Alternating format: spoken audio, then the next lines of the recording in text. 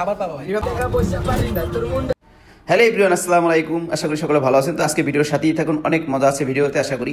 তো আসলে অনেক দিন ধরে কাজ করতে করতে বোরিং হয়ে গেছে, তো চিন্তা করলাম আমরা এখন সবাই পুরান ঢাকায় যাবো। তো রাত 1টার সময় আমরা সকলে পুরান ঢাকায় চলে যাই হাজির বিরিয়ানি খাওয়ার জন্য। তো একটা হোটেলে আমরা ঢুকে পড়ি, সেখানে প্রচুর পরিমাণ ভিড়।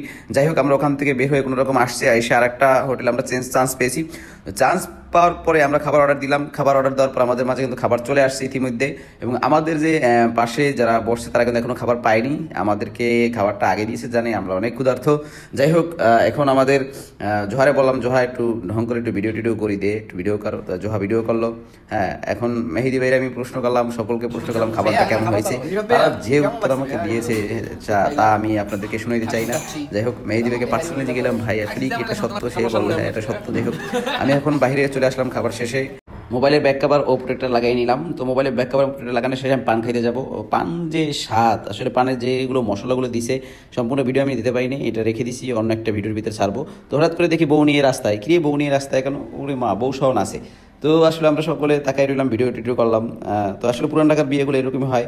বিয়ের সময় রাত 1টা বা 12টার সময় বউ নিয়ে তারা গান বাজনা নিয়ে মাঠে নেমে পড়ে। তো আসলে একদম মেইন রাস্তায় কিন্তু তারা, আমরা দেখলাম চাইছে আর কি করব।